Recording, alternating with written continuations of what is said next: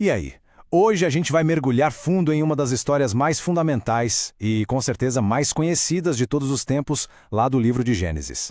Então se prepara, porque vamos falar de Noé, de uma arca gigantesca e de uma promessa divina que mudou completamente o destino da humanidade. Vamos começar com uma provocação. Já parou para pensar nisso? E se o mundo, como a gente conhece, precisasse ser reiniciado? Porque, olha, a história de Noé é muito mais do que só um barco gigante cheio de animais. É sobre um verdadeiro reset da civilização. Um ponto de virada radical entre o juízo e o recomeço. O que estava em jogo era literalmente o futuro do mundo. Para a gente entender por que um recomeço tão drástico assim foi necessário, primeiro a gente precisa dar uma olhada em como as coisas estavam naquela época. A verdade é que o mundo tinha chegado a um ponto de ruptura. E este quadro aqui mostra o contraste de um jeito bem claro. De um lado, a gente vê um mundo totalmente consumido pela maldade, sabe? Onde a violência era a regra a ponto de, segundo a própria narrativa, entristecer o coração do Criador. E do outro lado, no meio disso tudo, aparece uma figura única, Noé. Ele é descrito como um homem justo, íntegro, alguém que andava com Deus. Basicamente, uma luz solitária no meio de uma escuridão imensa. E é exatamente nesse contexto que um plano, extraordinário é revelado a Noé. Um plano que trazia duas coisas ao mesmo tempo: o juízo para aquele mundo corrompido e a salvação para a vida que ia restar. E tudo começava com a construção de algo numa escala que ninguém nunca tinha visto. E as instruções para essa missão eram de uma precisão impressionante. Não era para ser um barco qualquer, de jeito nenhum. A escolha da madeira, as dimensões que eram monumentais, a estrutura complexa com 3 andares e até a técnica de vedação, tudo, cada detalhe, foi pensado para um único objetivo: aguentar a catástrofe que estava por vir. E só para a gente ter uma noção do tamanho da coisa, estamos falando de uns 150 metros de comprimento. Isso é maior que um campo de futebol oficial. Imagina só o desafio de engenharia e, mais ainda, a demonstração de fé que foi construir um negócio desse tamanho naquela época. É algo surreal. Mas a arca não era só para salvar o Noé. A missão era muito maior. Era preservar a vida em toda a sua diversidade. Isso incluía, claro, a família dele, 8 pessoas no total, e uma seleção super cuidadosa de animais. Existia até uma distinção, sabe? Os limpos, que foram levados em maior número, e os imundos em casais. Tudo para garantir a continuidade das espécies. E, claro, toda a comida necessária para essa longa, longa jornada. Olha, construir um navio gigante em terra firme por si só já era uma tarefa monumental, né? Mas o verdadeiro teste para Noé foi a perseverança. Tenta imaginar a longa jornada de obediência, trabalhando por anos, décadas, num projeto que para todo mundo ao redor devia parecer uma completa loucura.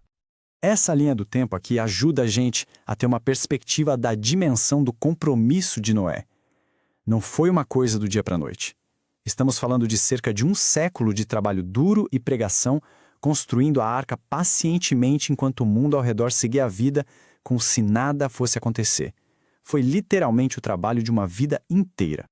E essa frase, tão simples, resume perfeitamente quem era Noé. A obediência dele foi total, incondicional.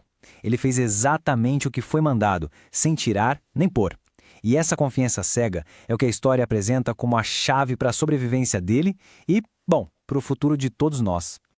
Depois de décadas de construção, de espera, de pregação, o dia profetizado finalmente chega. A narrativa agora vira a página para o evento cataclísmico que estava prestes a mudar a face da Terra para sempre. Esse é o momento que dá até um arrepio. Com todo mundo a bordo, a própria narrativa diz que foi Deus quem fechou a porta. Era o ponto final, o momento sem volta. A fé que construiu a arca estava prestes a encarar a fúria das águas. A salvação estava segura lá dentro, o juízo do lado de fora. Esse gráfico nos ajuda a entender a escala de tempo desse evento. A chuva pesada durou 40 dias e 40 noites. Mas isso foi só o começo. As águas continuaram subindo e cobrindo a terra por um total de 150 dias. É difícil até de imaginar um período tão longo de inundação em escala global. O resultado foi devastador e absoluto. A narrativa não deixa margem para dúvida. Toda criatura que respirava em terra seca, fora da segurança da arca, morreu. Uma conclusão bem sombria, que mostra a escala total do juízo que a história descreve. Mas a história de Noé não é só sobre destruição. De jeito nenhum. A narrativa agora caminha para o seu capítulo final, que é um capítulo de esperança, de um novo começo e de uma promessa que ecoa até hoje.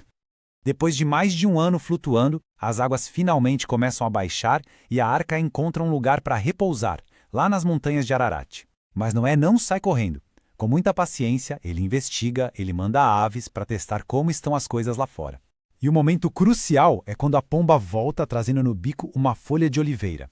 Era o primeiro sinal palpável de que um novo mundo estava de fato renascendo.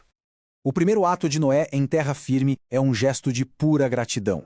E em resposta a isso, Deus estabelece uma aliança. É bem importante notar que isso não é um contrato normal com obrigações dos dois lados. É uma promessa unilateral e incondicional, feita não só com a humanidade, mas com toda a criação. E o coração dessa promessa é essa garantia divina, uma declaração de misericórdia que assegura que um cataclismo como aquele dilúvio nunca mais ia destruir a vida na Terra. É a base para uma nova era de estabilidade para o planeta. E para selar essa promessa de um jeito que ninguém nunca mais esquecesse, Deus estabelece um sinal visível, universal, o arco-íris. Toda vez que ele aparece nas nuvens, serve como um lembrete eterno, tanto para a humanidade quanto, na narrativa, para o próprio Criador, de que a sua promessa de preservar a vida continua de pé. E assim, a jornada de Noé termina, não com o som da tempestade, mas com a imagem silenciosa e colorida de um arco-íris, um símbolo duradouro de uma promessa eterna. E isso deixa a gente com uma pergunta para refletir, né? Qual é o poder de uma promessa? E como é que a esperança consegue de fato renascer mesmo depois da mais devastadora de todas as tempestades?